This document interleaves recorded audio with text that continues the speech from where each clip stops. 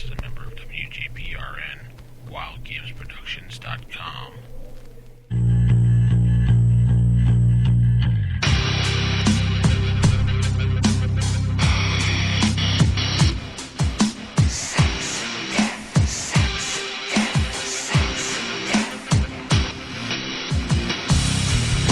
Hello, folks, and welcome to yet another episode of the Darker Days podcast, episode number 18. We're getting up there in the numbers, and I'm joined tonight by Mark, as usual. Mark, how are you? I'm doing fantastic, Vince. How are you doing? Great. We're starting off the show with a good beat. Little Alice Cooper there for you. A little bit of new music there, Vince. Yeah, pretty cool. You know, playing around with the sounds. Oh, and that's right. We do have Chuck Wendig.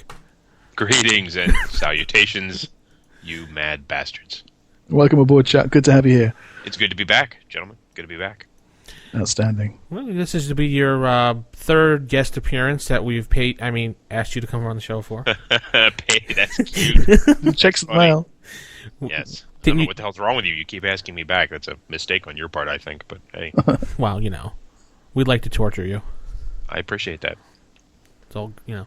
Anyway, Mark, we're going to reach down that mailbag and tell us what we got this week. Yes, we have almost 2 mails this week, and it comes from Kieran, and he sent us a great mail with props for the show and questions about podcasting, and I saw at the forums that he's looking to start up his own podcast, so that's really cool, and that's it. That's it? Yeah, although we are up to 93 fans on Facebook, which is awesome, almost at the Magic 100, so that's pretty good. But you didn't look, we have 94. Do we? Oh no, in the last 20 minutes. Swine. So delete him. Delete him. No, Mark. Another couple more we'll be at 100, and we'll get our goal of having Facebook.com/darkerdays. That'd be good fun. Loads of fun. So yes, and we've had a whole bunch of new members at the forums as well. I just want to give shout-outs to them. The Tickle Monster. I love that name. Ghost, Senex, Ravenshaw, David, Ex Hominem, Lilium Nocturne, Curin, Mirroscape, Dwight, Roken, Zadist, and a couple of suspicious-looking characters by the names of Terrible Minds and Jess Hartley. I don't know who that would be.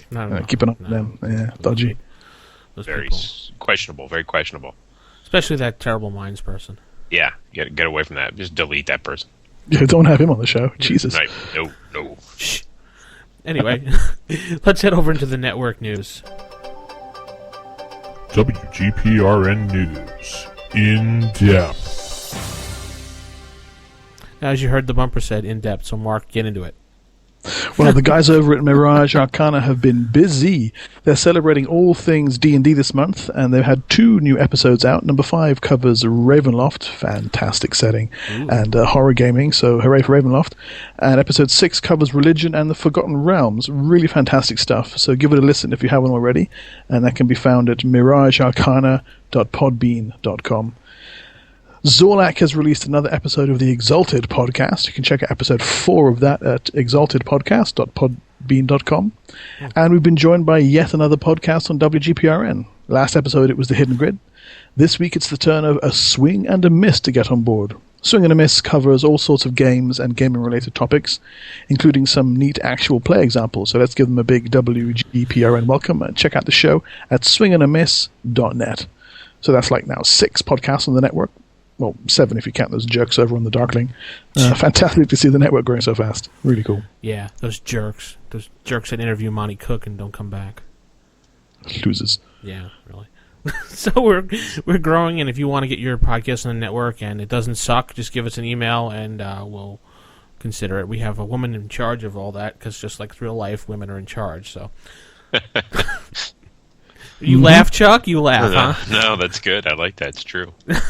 Don't let them hear that, though. They get cocky. Yeah. So, in White Wolf news, we have 2 releases this week, Mark, right? Yeah, and first out is another PDF for Exalted, Debris from the Fallen Races.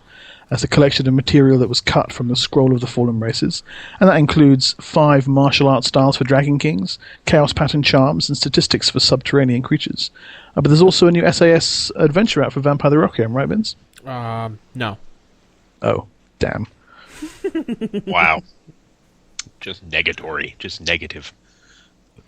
Well, it's a nice PDF, and I think it's really shiny, and they really did a good job on it. So yeah, it's called Pater Familias, and it's for the Requiem for Rome setting.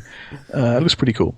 It also contains a new hunter group, as well as errata for Requiem for Rome and Fall of the Camarilla, so it's worth checking out for that alone. Oh, what was that big announcement they had about the Grand Masquerade?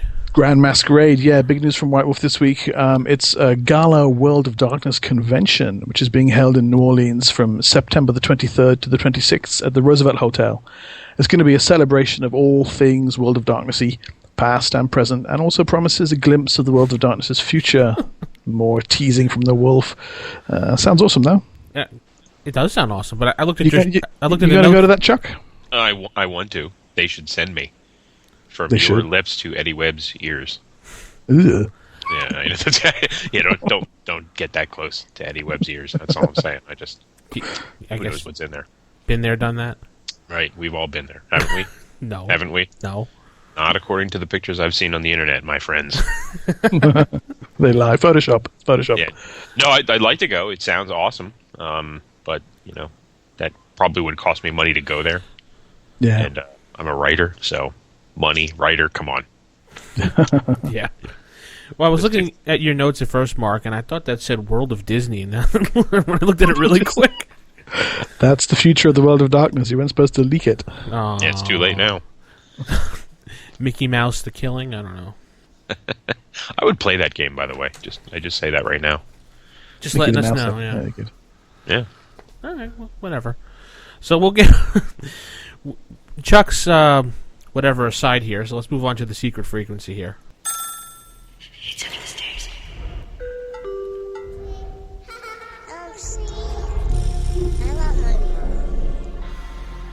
So what do we have Okay, this week, folks. Mark? Oh, damn, we did it again. We can do that every week. Wah, wah, wah. All right, take two. Boop. Secret frequency this week is the Dropa Stones. The story begins with Chi Pu-Te, a professor of archaeology at Beijing University. Now, he and his students were on an expedition to explore a series of caves in the Himalayas. They found the caves particularly interesting because they seemed to have been artificially carved to be a system of tunnels and underground storerooms. The walls were squared and glazed, as if cut into the mountain with great heat. They found many neat rows of tombs in the caves, with short skeletons, just over 4 foot high, buried within. Now, these skeletons had abnormally big heads and small, thin, fragile bodies.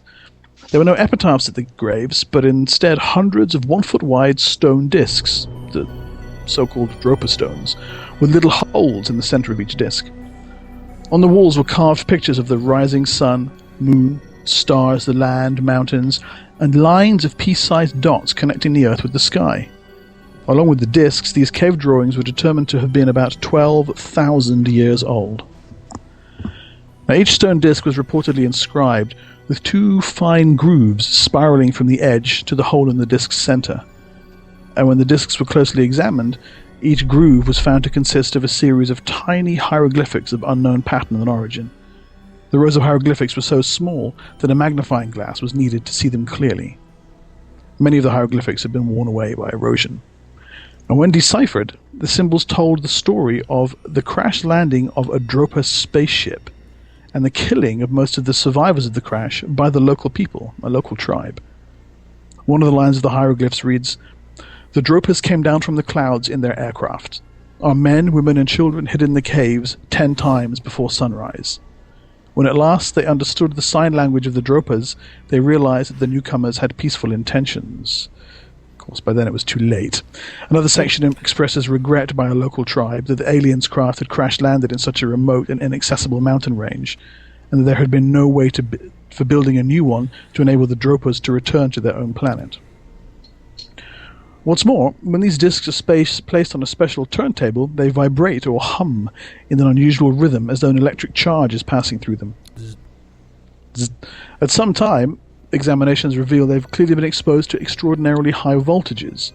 One scientist thought that they seemed like ancient hard disks, spinning like the hard disks we have nowadays. And perhaps if we could read these ancient hard disks, we would find more answers. Local legends, supposedly still preserved in the area, speak of small, gaunt, yellow-faced men who came from the clouds long, long ago. The men had huge, bulging heads and puny bodies, and were so ugly and repellent they were shunned by everyone. Men with the quick horses hunted down the ugly dwarfs. And strangely, the description of the invaders is said to match that of the skeletons originally discovered in the caves. So, ancient aliens visit the Earth, hardly a new concept. No. What's cool about this, though, is that the aliens don't end up as god kings or founding religions or genetically manipulating humans or anything like that. Or chased by Instead, Mulder. they're just hunted down and killed by the locals, who later feel really bad about what they've done and give them respectful burials. So you can use this in your game in a number of ways.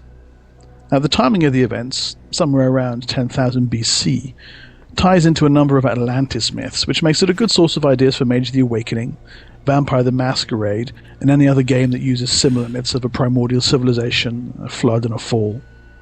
You could have the Dropa be refugees from the fall of the Atlantean civilization, complete with ancient technologies like crystal and stone hard drives. Or, if you're a vampire player, storyteller, you can make them be some kind of debased ghouls fleeing the destruction of Enoch, whose use of auspex allows them to record their lore in hieroglyphs too small for the naked eye to read. Or instead make them be Umbrood from a distant umbral realm, who've crossed into the material plane, where they find themselves weak and vulnerable, and fatally so. So what other information might be contained on these stone discs? Ancient roads? Descriptions of where to find the ruins of Enoch, or the true names of the second generation? Lore on ancient moon bridges that lead back through the Umbra to the Dropa's lost homeland? Instructions on how to rebuild Dropa devices, the technology to do so only being available in the modern era? Or instructions on how to make a rescue beacon, like Dropa Phone Home? And what if other Dropa are still surviving somewhere up in the Himalayas? What might they be like after all these millennia? Imagine a remote Tibetan monastery built up around a solitary Dropa that's been slumbering for all these ages, occasionally mumbling instructions or prophecies to the monks who tend him. Or what if making one of the devices described on the stones only draws the attention of other Dropa, who send a rescue team to find their lost countrymen? Maybe it hasn't been 12,000 years for them. Maybe it's only been a few weeks. And how would they react to the discovery that their friends had been slaughtered by these cruel and primitive humans? And finally, for a really enjoyable twist, have the Dropa Stones be a manifestation of the Prince of 100,000 Leaves. So translating their message only increases the chance of further infection by the red word into our timeline. And in such a case, the player characters will be working hard to prevent further translation of the stones, by whatever means possible. That was your one-liner for the end? That's it. That's my one-liner of this one, yeah. Wow. If you have a better one-liner than Mark, please email us at Mark. darkerdaysradio@gmail.com. Yeah, I read Phil Wheatley's email also. So. You did? He told me I had to put a long pause in the episode. Thanks, Phil. I saw that. So that'll end the Secret Frequency this week. Chuck, you have any ideas to build upon that? Or? Well, I'm going to go all the way back to, what a surprise, Hunter the Vigil. The game I developed. What a surprise. No, there are some good hooks there. Aegis Kaidoro, if you want to go to that whole Atlantis myth, primordial race kind of a thing, that these Dropa Stones are artifacts, obviously relics that the Aegis Kaidoro would use. We posit in earlier books that, hey, okay, maybe, some of the Aegis Kaidoro hunter cells, what they want to do is they want to find out about the past, and they keep these artifacts, and they keep these records, and they might just be these Aegis Kaidoro records. So that's one option. I do see that there's a sun god connection here, between aliens and these little golden discs and stuff, so maybe there's sun gods that come down, which kind of, maybe just a little bit suggests to me Summer Court with Changeling, the Lost, right? Especially since these little mutant aliens, big heads, little bodies, could be Fae. I mean, that makes sense, right? They don't necessarily have to be aliens. They could be from a different plane of existence as opposed to a different world. Absolutely. This would be, sorry, go ahead. Oh, no, that's it. I'm done. I'm done. You're spent. Okay. Yeah, you paid me too much already. Shh. And we don't want to tell Eddie Webb that, because then he's going to want money. I know. Or someone to lick his ears again. Yeah, I don't want to get into that. What I was going to say, this would be perfect, actually. Like, I was joking. I said followed by Mulder, but if you want to play a Mortals game, this would be perfect to do your own version of the X-Files for. Yeah, it's really got that written all over, hasn't it? Yeah. Yeah, it does. Especially, you got to break into a museum and find the where the stones are kept, steal them out from under the noses of those who'd rather you didn't. Yeah, good stuff. Those who, yeah. So we're going to move on, and if you have any questions, you can email us, darkerdaysradio@gmail.com, or you can visit us, yeah, that too.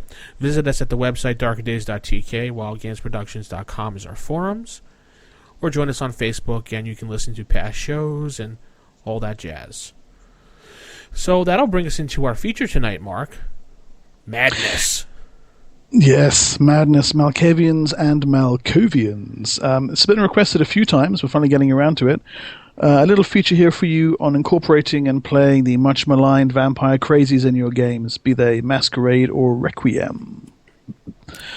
So, Malkavians, or Malkovians, who are they? Right, Malkavians were an insane vampire clan from Masquerade, and when the World of Darkness was rebooted and Vampire the Masquerade was replaced with Vampire the Requiem, they were renamed cunningly Malkavians, who were then, instead of being a clan, they were a bloodline of the Ventru clan. How clever. It confused me completely. I didn't know what they were talking about to begin with. Plenty of similarities between the two, though. You can cross-pollinate one with the other and use ideas from both in your games, whichever version of Vampire you play. So, first up, why are they mad? They listen to the show? I don't know. Wow. The Malkavians, according to the classic legend, are cursed by Cain, along with all the other antediluvians. This is the most common story, and it ties in nicely with the concept of vampirism as a cursed condition.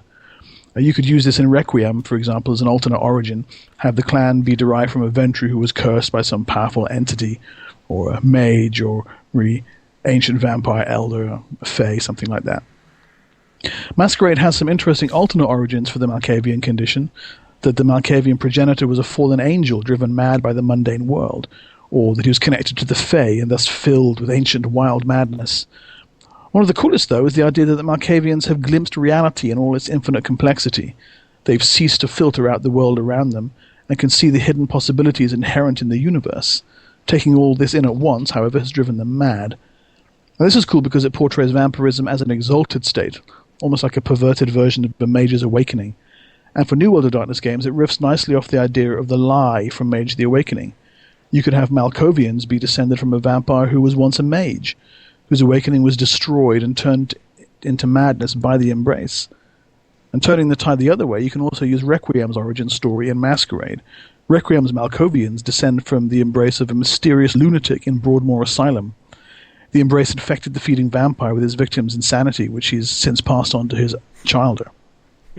So maybe you want to use this in Masquerade and make Malkavians a more recent development instead of one of the 13 clans. Make them a bloodline like in Requiem. Perhaps they exemplify a disease that's spreading throughout kindred society, or through the vinculum. Yeah. I always thought that was a typo between the two of them when I first saw the book. Really? Yeah, the two of the names. I was like, is that a typo? Whatever. Moving on. Yeah, sorry. So madness. Yeah, how are you going to portray madness in your game? How are you going to convincingly bring across the fact that you're playing a vampire who's a lunatic?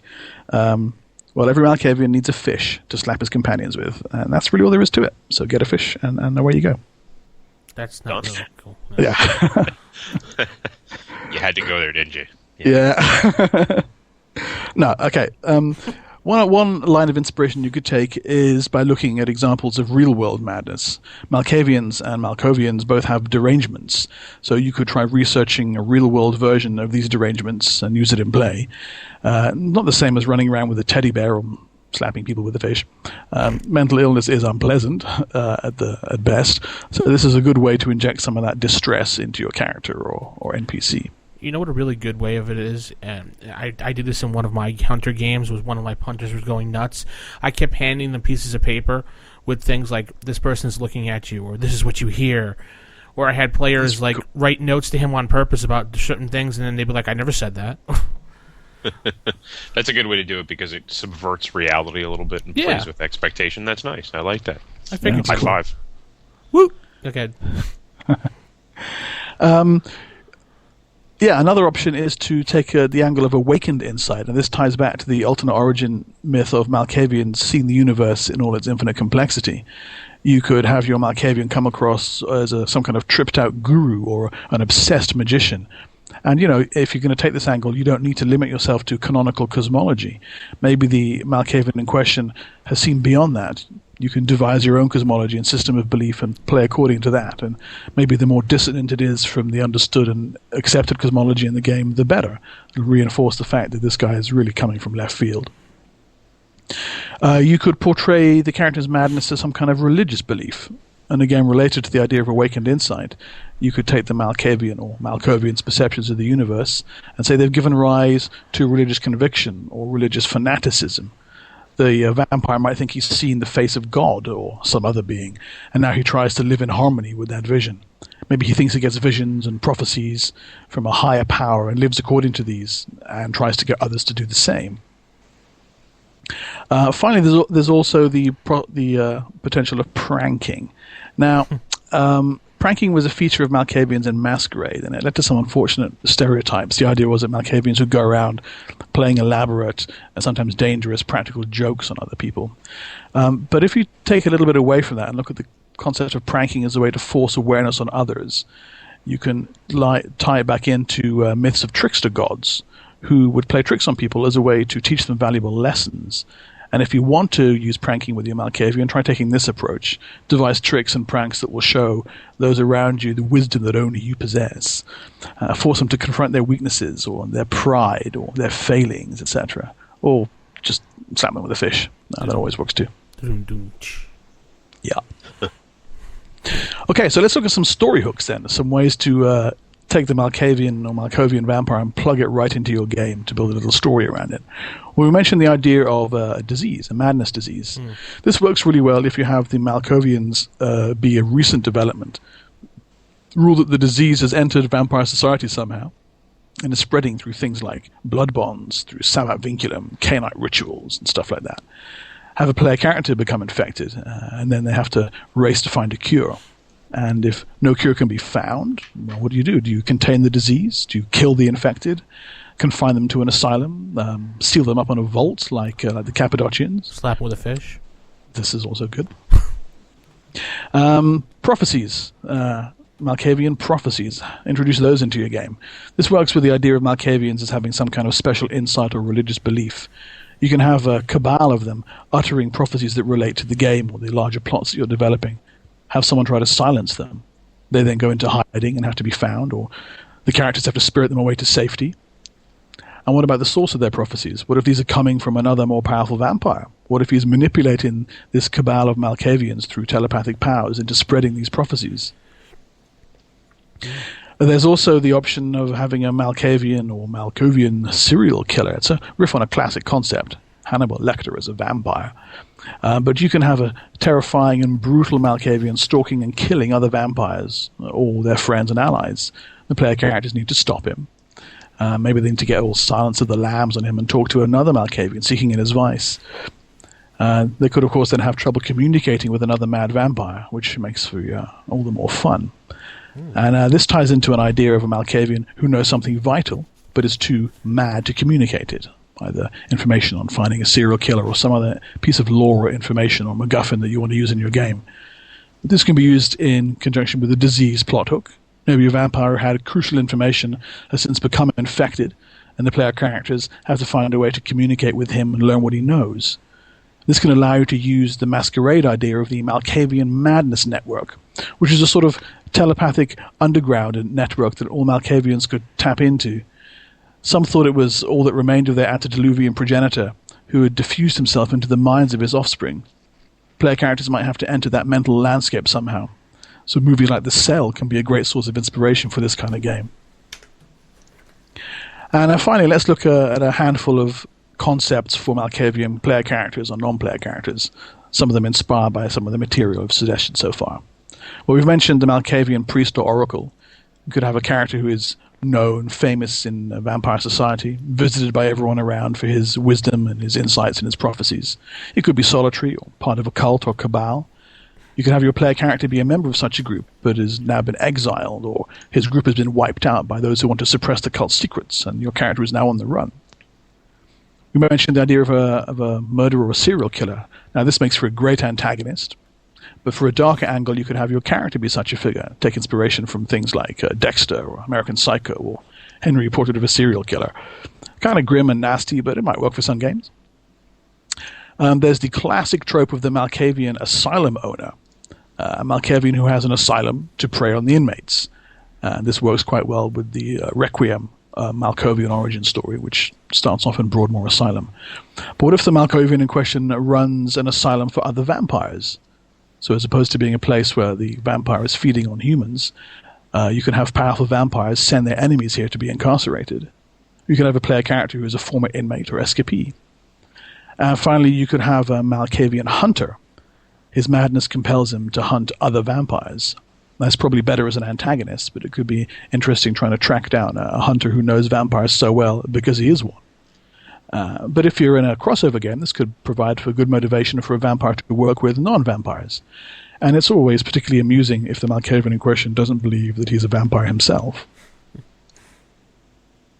Okay. So there you go. Malkavians and Malkovians, a handful of ways to plug them into your game and see where the madness takes you. This is madness. No, this is Sparta.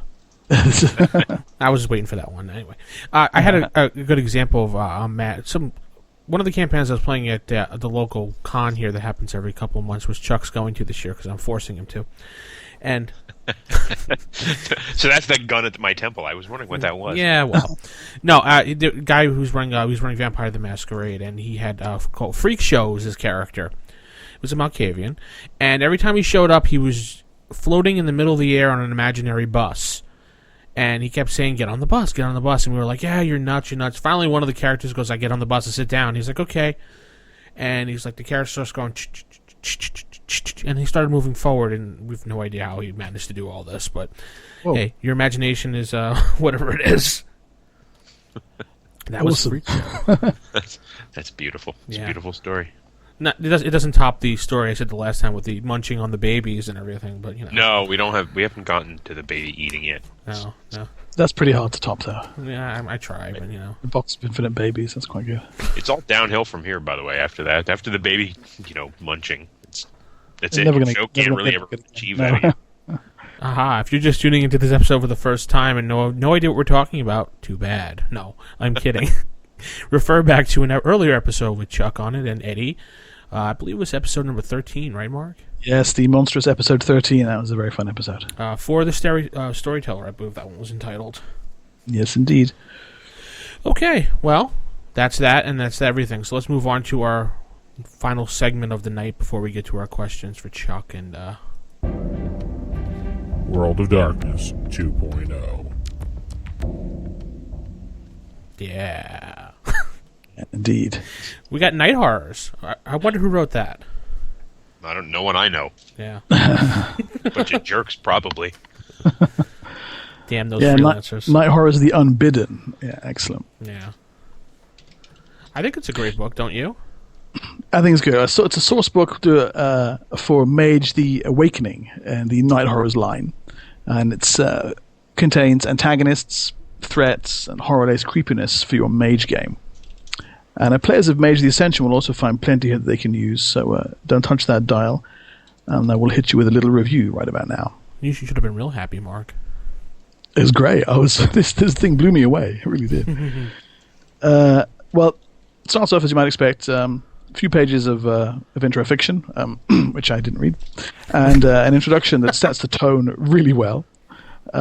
Unpredictability, danger, and horror inherent in magic, and includes a totally cool discussion about cats that's freakish enough even without magic.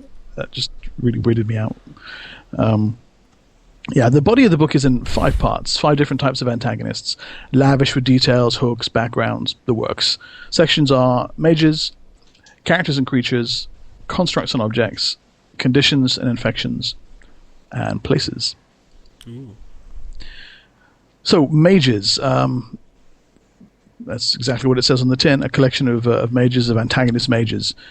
You've got a young abyssal mage with an abusive past who styles himself as an evangelical preacher. He's a great character. It becomes even better when it's tied in with the next entry, which is his right-hand man, who thinks that this preacher will be hailed as a messiah and is secretly building an army of cultists.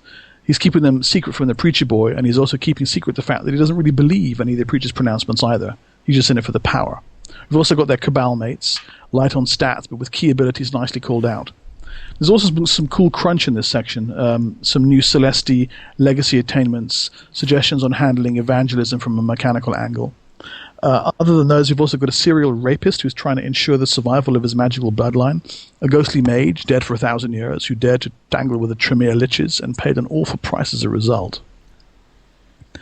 The next section, Characters and Creatures, holds a variety of people and entities. None of them mages, although some of them could have been.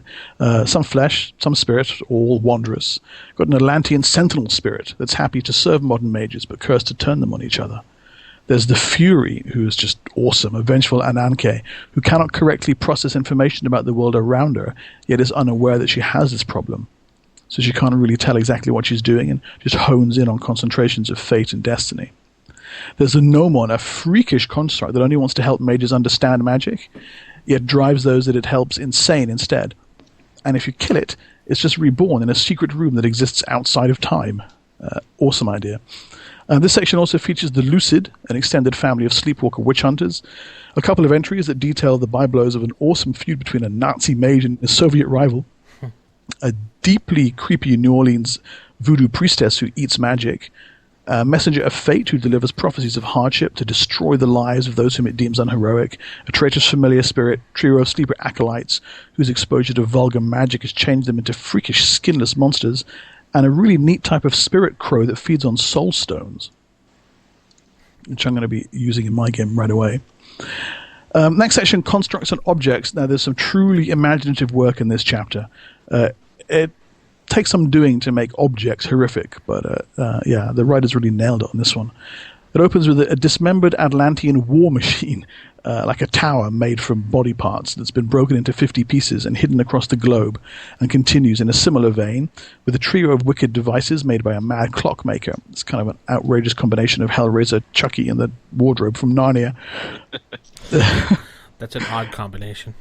It's outrageous. There's also something even worse than that, made by someone who found his blueprints. I like this woman who replaced her brain with a clockwork brain. It's just really, really cool. We've also got a fragment of an Archmage's soul that's been manipulating mages for millennia. There's a really spooky cell phone that sends unnerving text to its owner because it feeds on fear. Kind of like those notes that you were talking about sending in-game. Mm-hmm. This cell phone sends its owner texts from an unknown address, and exactly that kind of thing. Don't go to the bar tonight. They want to get you. They've killed Josh. This kind of stuff, and they're only designed to freak out the owner of the phone. Like that really bad movie. Was there a movie like this? I didn't see it. Yeah, I can't think of the name offhand. Sorry. Okay. I love that movie. A possessed axe that likes to kill mages, Atlantean guardian golems that hold the dreams of ancient dragons, and, coolest of all, a cursed D20 that predates modern civilization. It's uses to release what's bound inside. That's really cool. One missed call, that's what it was. Oh, okay, right. Oh, there you go. Penultimate section, Conditions and Infections. If the previous sections weren't creepy enough, here it starts to get really weird. You have this thing called an abyssal imprint, which are kind of like paradox manifestations, but they affect sleepers connected to the mage who caused them, and then use this host against the mage. Very nice. There's a really nasty thing called a false awakening with an utterly hilarious backstory. You've got to read that to check that out. That spreads like a disease among sleepers, causing them to awaken to fake watchtowers and ultimately forcing them to destroy themselves. There's a totally cool exarch whose mind tried to return from the supernal to the fallen world and was torn apart by the experience, and it's now fragmented, trying to rebuild itself and trying to remember precisely why it left the supernal in the first place. Similar to this, there's a legacy that's actually lost consciousness from the dream time that's busy infecting mages, not out of any malicious intent, but just out of a desire to survive.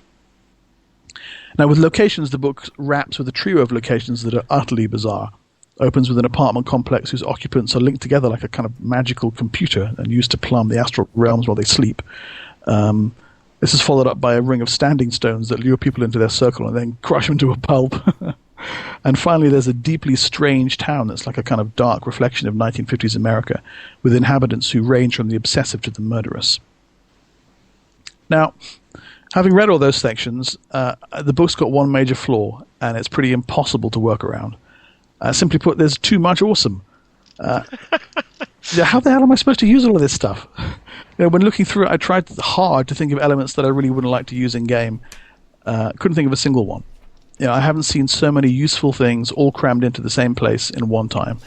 Much like recent Mage releases, like Summoners and Astral Realms, this one really hits the ball out of the park. Okay, so from a certain perspective, though, the high awesome content is a problem because, you're paying full price for a full-size book and you're going to struggle to get all of this into your game. Yeah, I'm complaining about a book being too good. I mean, how lame is that? Very. Yeah, but thankfully the developers have not overlooked this point. So most of the entries in the opening chapter on mages, for example, tie into one another, presenting the various faces of a cabal. Other entries, the Luden sisters and Michael Wexler, are connected, as are 4 of the 9 constructs. There are also 5 different entries scattered across the book, all of which tie into the fall of Atlantis. So you'll find correspondence is easy to create there. So the idea being, if you're going to use one of these, it immediately opens up the option for you to use 3 or 4 more right away. So you're actually getting increased mileage out of the book, as it were. It's not just a sort of hodgepodge collection of cool things. They've kind of been nicely woven in together. The Atlantis element is fairly prevalent, which has not always been the case in all Mage books. It's more present in some books than others. And if you're one of those players who doesn't like Atlantis, however, don't worry. You'll actually find it really easy to modify the background of these Atlantean elements into something else, because the Atlantean aspect is never more than backstory. And this applies just as much to players of Mage the Ascension, like me, who are looking for a good source of ideas for their Ascension games. The stuff in Unbidden is so loosely tied to the Awakening setting that things like the Pentacle Orders are only really mentioned in passing. Much more important are the individual histories and motivations of the entries, and these are so striking that they can transfer over from one game line to the other with ease. And this holds true for other New World of Darkness games too. If you're a player of Hunter, or if you use Second Sight for your characters, or if you're a werewolf storyteller looking for some new beasties for your chronicle, the Unbidden is well worth the $20 it costs to get the PDF, or $21 and change to grab a hard copy from Amazon. The writing is good, it's evocative, it's not overwrought. The mechanics are light where needed, which is most of the book, and fleshed out fully where appropriate. The artwork is decent. There's no real standout pieces apart from the cover, which shows, I think it's the Fury, looking pretty menacing. Very nice. And the layout is excellent, clean, readable. Some of the early Mage books, the core book noticeably, the layout was a bit skewy in places, but here it's crisp, it's uncluttered, extremely useful. So, yeah, overall, highly impressed. I bought the PDF, but I really rather fancy a hard copy now as well, and I'm extremely picky about which Awakening hard covers I shell out for. So, yeah, high marks from me. I'm going to give this a solid 9. With some slightly more evocative, jaw-dropping art, I would have gone for the perfect 10. But good stuff all around. Outstanding. Woohoo! So, Chuck, which bits did you write in this? Well, I wrote all of it. No, I wish I did, because they're just spell checkers. Yeah, they were all just. Sometimes they contribute a word like the or very. Like, it was good. Thanks for your contribution. I'm just going to rock the rest of this thing now. No, everybody really turned in some awesome stuff there. Like Philomena and David with all their clockwork stuff. I wrote the Deacon Thrush and the Golden Quorum stuff, the Celesti stuff in the beginning, which you said, if I recall, you really liked. I did. That was really cool. Nice. Yeah. Thank you. Yeah. So I contributed that at the behest of Matt McFarland, always a wonderful developer, and so good stuff, man. Cool. I think I saw an actual play from him where he was using the Voodoo Priestess. I've forgotten her name now. The Magic Eater. He was using that in one of his own games. I read through the actual play, but before Unbidden came out, so it was cool to see. Yes, her, he will do that whenever a book comes his way that he's developed or that he's written for. He will always try to put those things into play, both to see how they work, but also just to get them, to get them into the fun zone. Yeah, definitely. Yeah. Well, the Deacon Thrush stuff and the Preacher Boy. That's the first stuff that I was reading, and I was refreshing the book today, going over and making notes. And I found myself just reading that page by page, really slowing down. I thought, I've only got a couple of hours to do this. I need to kind of speed it up. But yeah, draws you right in. And I like the way that it plays with expectations. There's different levels of belief and different levels of commitment on the part of the people involved. Yeah. I think that's all really important, right? To mess with people's perceptions and to sort of switch it up a little bit as to what you can get, because there's so many different variables and options, and I don't, there's no reason not to give people as much variety as possible. Yeah. And just the image of Deacon Thrush as this enormous slab of a man, kind of squeezed into a perfect little suit. Yeah, a human wall in a suit. Yeah. Excellent. That's good stuff. Cool. We're going to take a short break, and we'll be right back after this. Darker Days Radio, only on WGPRN, WildGamesProductions.com.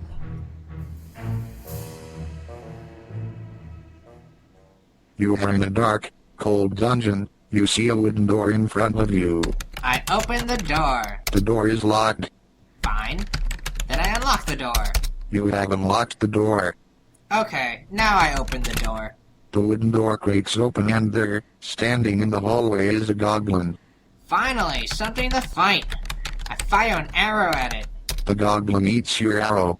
I throw a rock at it. The goblin eats the rock. How about I just punch the thing?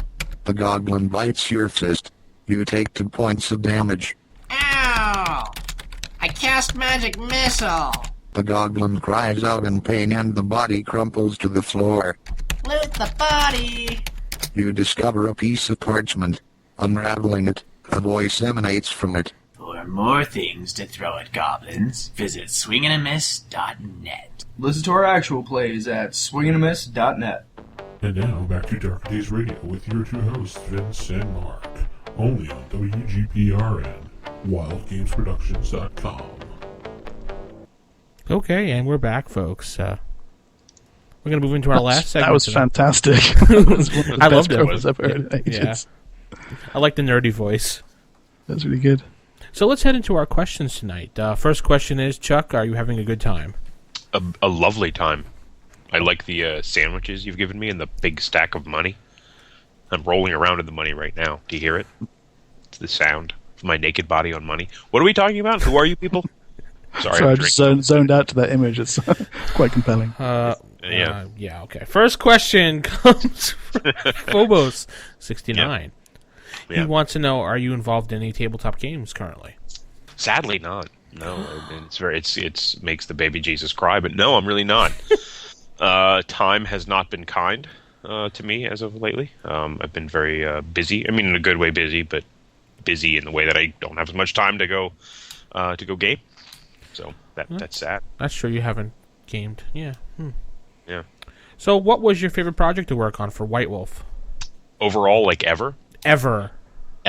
In history. Goddamn. In history. Well, I mean, come on, it's such an easy answer. But both the Hunter games really were it for me. They were the two things that, they like tent-poled, my work for White Wolf, and they both sort of represented different ways of looking at the monster hunter genre. And the great thing about, Hunter the Vigil is I got to develop it, and I got to hire all these great writers, and got to do like everything with my heart's content, like, Pulp and the Devil and, SWAT teams. It was just so much fun. Like, it was the best, most fun I've ever had working on any game project ever.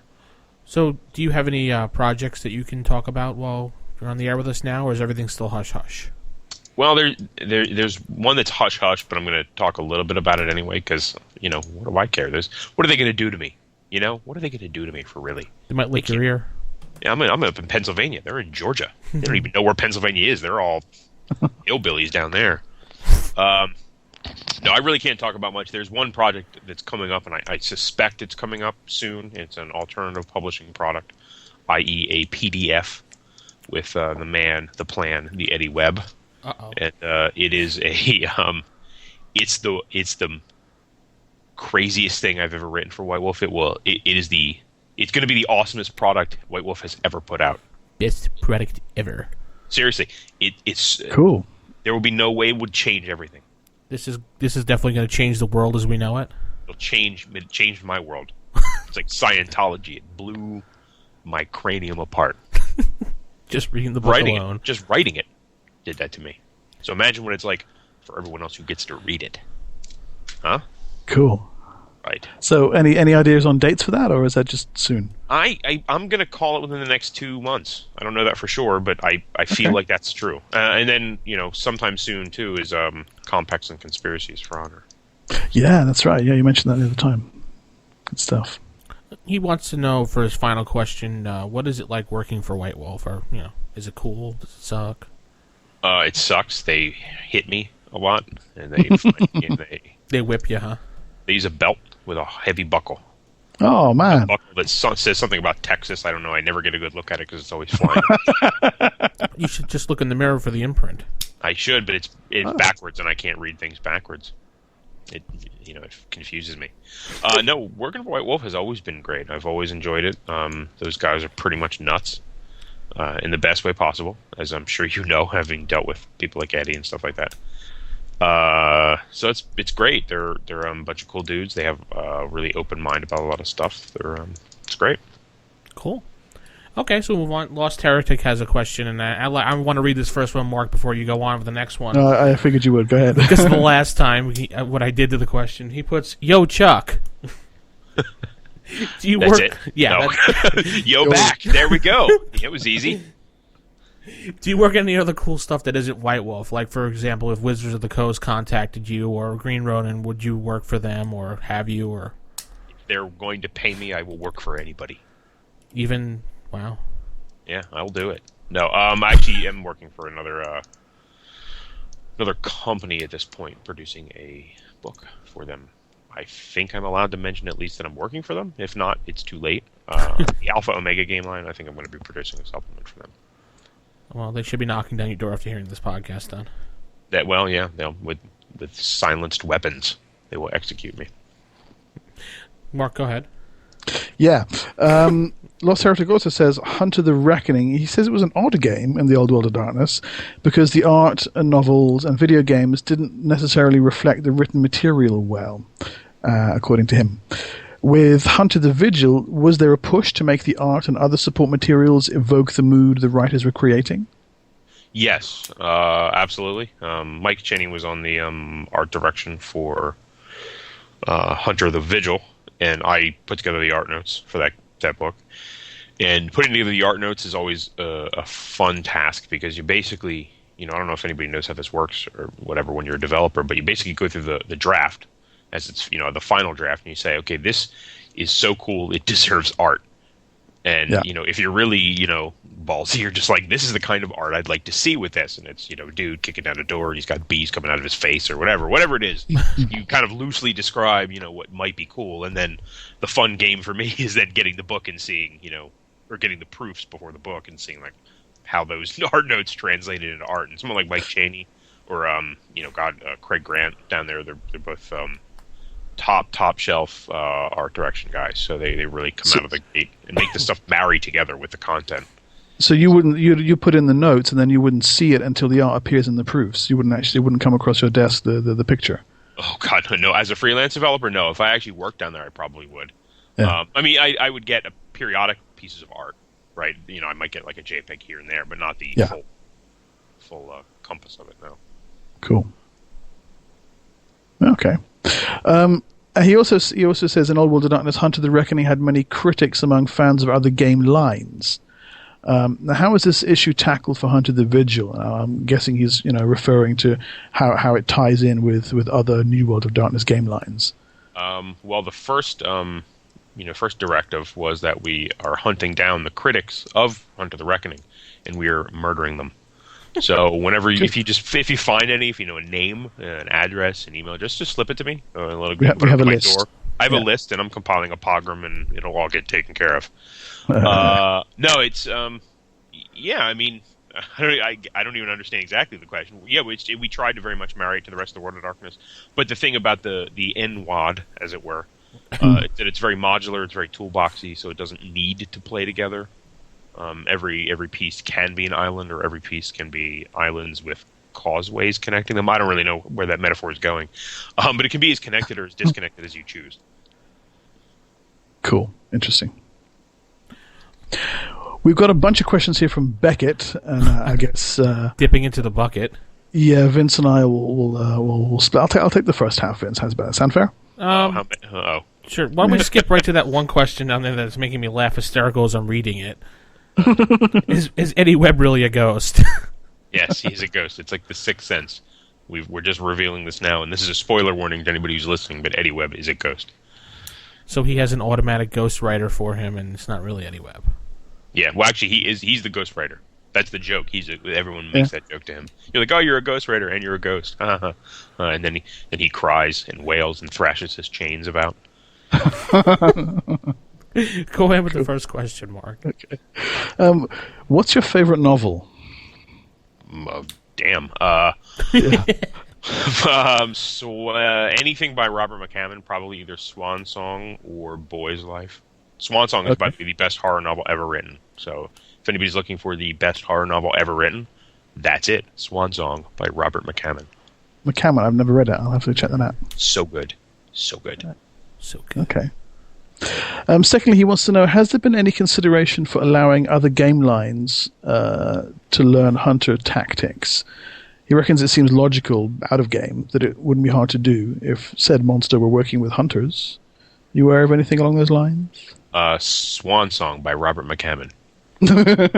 What's the question? No, yeah, you could do that, and if I could find it right now, I would. Well, I can read the link. That'd be ridiculous. But at one point on the White Wolf forums, I went ahead and addressed in like a small FAQ a number of issues people had with, what do I do with practical experience? If I get to turn to a vampire, what do I do with my tactics and blah, blah, blah.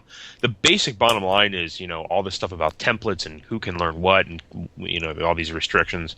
Unless you're, facing down a particularly draconian storyteller or some kind of LARP situation, I don't see any reason why monsters can't learn tactics or create their own types of tactics. There is a system in, I want to say it's Rage, system for pack tactics for Werewolf, which is actually kind of what we based the Hunter the Vigil tactics off of. So, I mean, this is all, comes together. In fact, a Werewolf pack is the most logical, probably, exploration of that. Yeah. Oh, cool. So, yes, do it. You have my blessing if you need it. He also wants to know why there has not been a zombie apocalypse book out for Hunter, or for any World of Darkness line, actually, for that matter. And he adds, for shame. Well, there was The Walking Dead for the Reckoning line. There was. Yes, that's very true. Yes. Yeah, and that book is great. I love that book. Isn't that? Go ahead. Isn't that a freebie? It's RPG Now.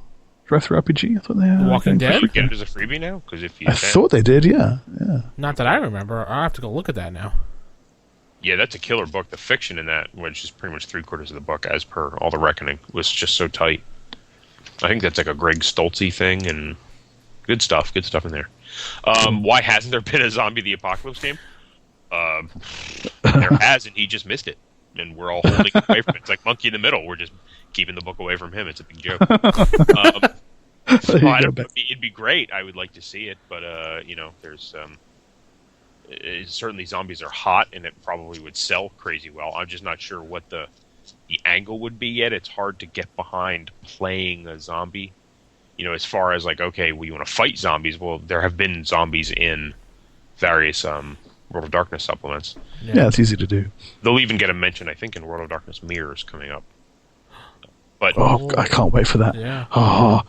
Yeah, I was very excited. That was a fun book to develop. I didn't even know what it is, and I can't wait for it. Yeah, I don't think I'm even really allowed to talk about it. I think it's just multiple ways of looking at your World of Darkness. Yeah. Awesome. Multiple ways. It's like the Unearthed Arcana version, maybe? Well, you just break a mirror and look at all the distorted shards, and that's what we're trying to give people. But as to why there was no game, I don't know. They'd have to ask the secret, 9 blind oracles that run White Wolf. Oh, did I spill that? Whoops, Daisy. Oh, there you go. Ninjas on their way. Yeah. He also says, I noticed you specialized in religion in North Carolina. Does this come up in any of your gaming or writing, as far as basing ideas of it or aspects that may not have made it into World of Darkness material? Just curious.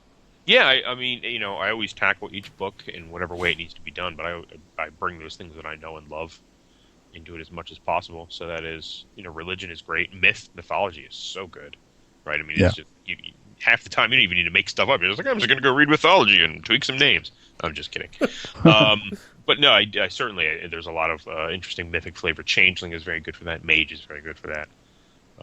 Actually, even Werewolf. I mean, Hunter obviously has some stuff in there too with the Aegis Kaidoru and the Lucifer. You know, there's a lot of.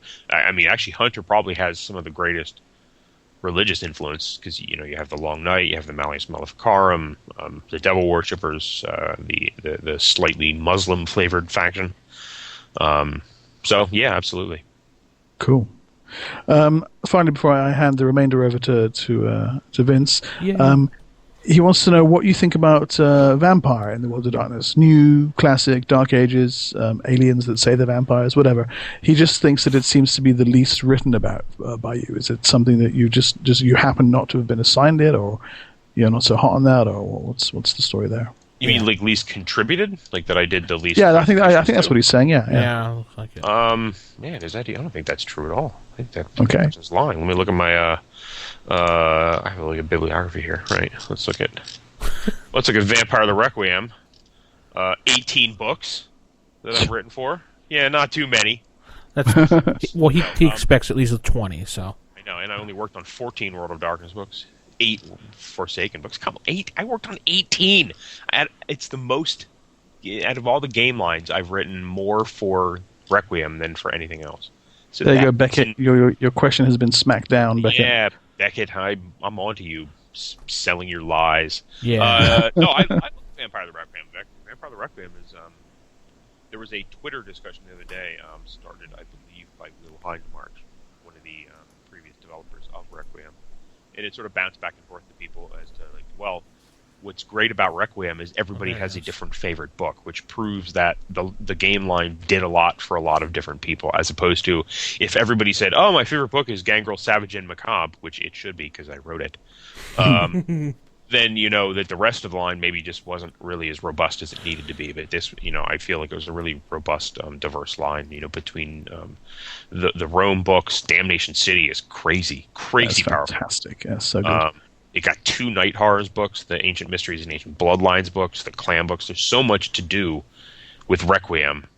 And I think they started off on Requiem on shaky wheels, so to speak, where it's like they kind of were cleaving a little too close to Masquerade.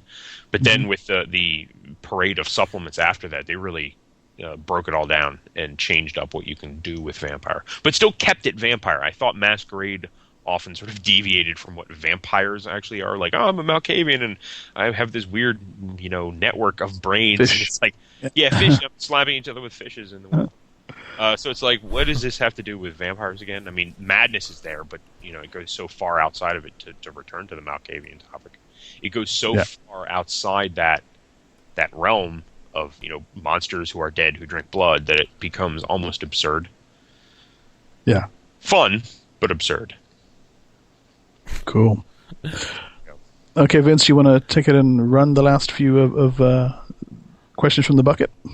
Sure, let me just reach into that bucket. He wants to know, do you speak, read, and write any other languages? Yes. Aspartame. And Shoggoth. I speak Shoggoth. Yeah. Could you give us an example of those?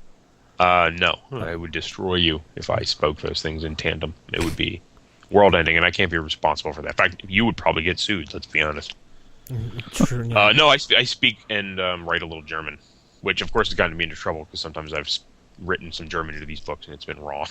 So it's like, no, well, the shame of it is with foreign languages and White Wolf books, it's always kind of a point of contention because none of us are perfect speakers of other languages, but sometimes we actually get input from people who speak foreign languages, and it's still wrong enough because there's colloquialisms, or almost like how English is. English is a screwed up language, right? If someone asked you how to pronounce something or write it and they put it in a German book, another person from North Carolina or from California would be like, well, that's kind of a little goofy way to put that, but I guess it works. But anyway, yeah, German a little bit. Okay, cool.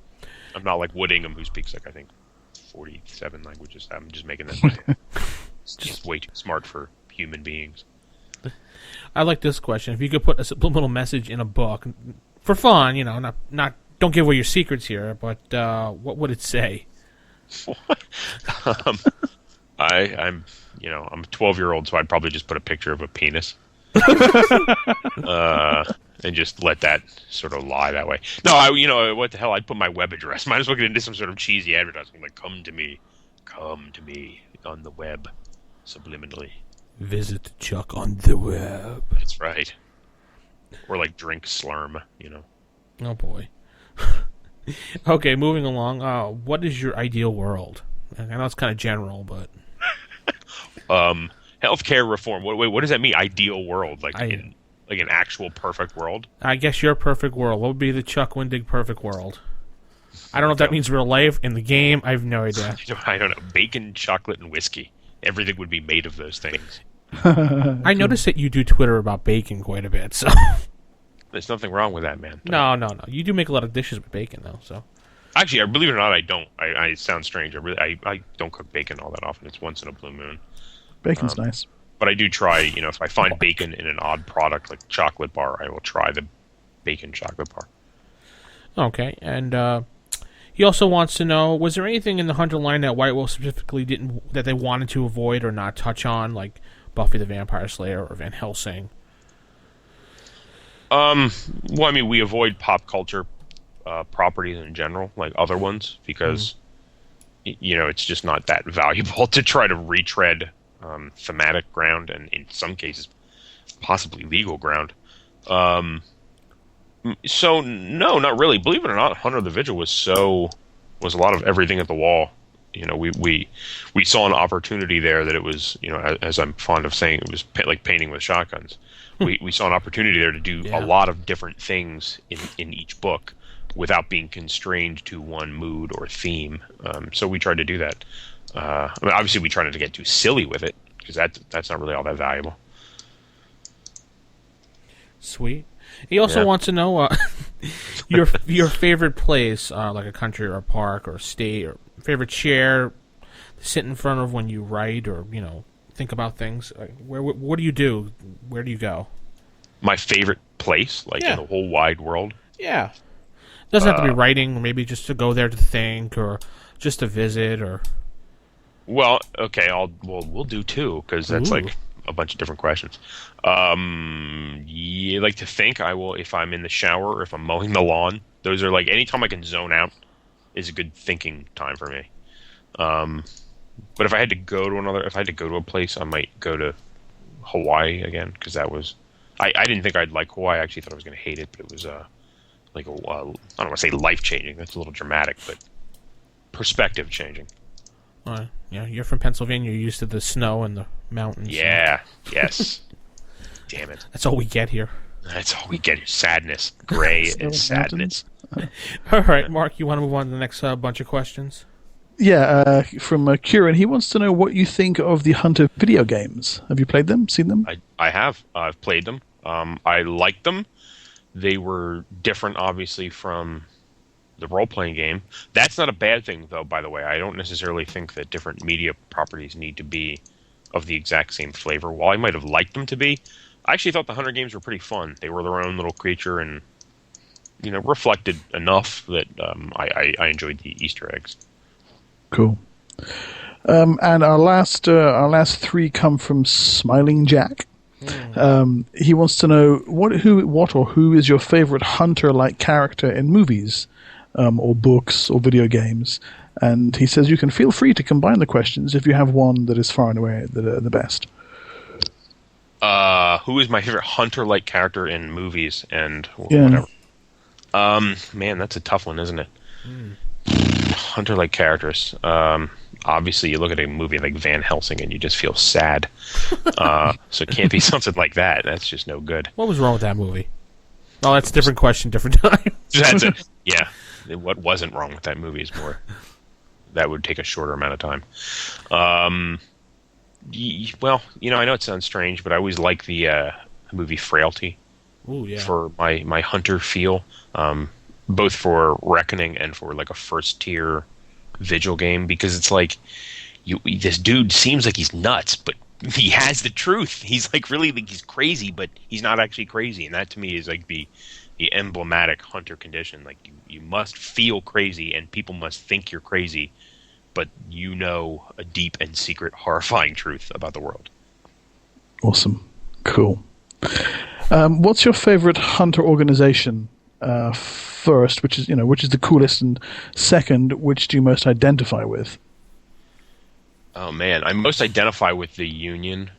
I always say that Hunter is a blue collar version of Mage. Like Mage is the academic, hoity-toity, lofty thinker. I mean, if you play Mage, like you're like, well, let's think about things for a while. And sometimes you have moments at the game table where you're just like, it's time to think about shit, everybody. Like let's just sit down and hunker and think. But Hunter is just like, let's hit the Mage with a pipe, hit him in the head with a pipe. You know what I mean? It's like I call my imp and then I hit him with a pipe. It's like it's very blue collar, and the Union, really embodies that kind of blue collar spirit. And coming from kind of a blue collar family and family of farmers, family of miners, you sort of get that I like that feel. I like that a bunch of people just sort of banding together in the darkness, to fight the monsters. That's pretty cool. Which is my favorite though? I don't know. I mean, the Lucifuge always does so much for me, as far as every time I read them, I'm like, oh, I could tell 1,000 stories with these guys, right? I will give points to the new, the Paterfamilias, the Requiem for Rome SAS by Woodingham, because that has the Avis Minerva. Were mentioned in Vigil, but not given a lot of full spread. The Cainites, who are in Night Stalkers, kind of have theoretically evolved from the Albus Minerva. But it's nice because the PDF actually gives you that background on them and gives them as a playable hunter group, so that's pretty cool. Okay. And finally, because the Master of Hunters ought to know this, if anyone does, how do you shoot a zombie ant in the head? With Dragon's Breath rounds. Yeah. Dragon's Breath rounds. Wow. Excellent. Yeah, there you go. Okay, well, that'll wrap up the questions. And now, the best part, go to random questions. I have 2 random questions for you tonight, Chuck. Are you ready? Dude, I'm ready. Bring it on. That was question 1. Oh, fuck. That's so easy. No, question 1 would be, if you could employ Mr. Rob Zombie in your writing crew, would you? And how do you think he would do as a writer for Hunterline? I don't know that I would. I don't mean to slag the guy, because I kind of like his music, but I haven't really... I mean, I've liked 1 or 2 things that he's done, but in general, I kind of feel like he's almost gone that like Tarantino route. Like, I like these 70s movies, so I will now make them exactly. And it's like, then he's got to infuse all his kind of crazy clown motif and everything, and it's like, and then he kind of ruined Halloween, and it's like, how do you ruin Halloween? That's not nice. Those movies worked already. I mean, obviously, half of them were garbage, but don't make new garbage. Stop that.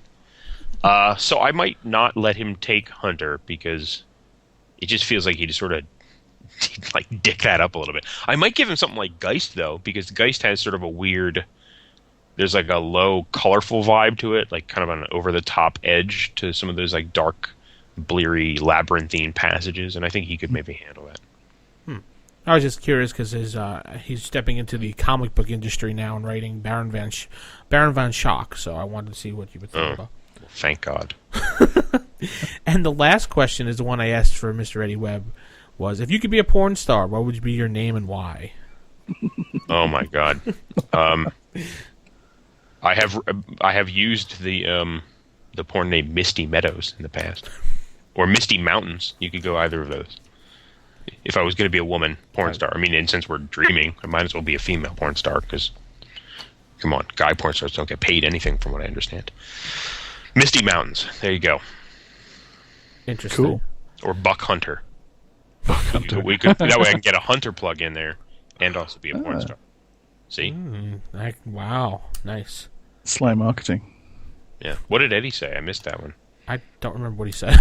I'm trying to remember. I can't remember what it was. Yeah, I can't remember. I know he answered the question and laughed hysterical about it, and he had some answer that was much like the iPhone or something. I don't know. All right, then. Oh, okay. Mark, do you have any last questions or comments? While we've been having this conversation, I've received Skype spam inviting me to sign up to a sexy dating service. I just got that. Did you? There are over 7 million members on. It's just what the hell? My God. So I'd like to know why I'm getting that. But other than that, no, I'm good. I didn't get that. No, you don't. You can't join sexy dating. No, sorry, Vince. None of us are sexy enough, guys. I'm sorry. Oh. Well, so to wrap things up, Chuck, you have anything you want to plug? Your website, your blog, anything?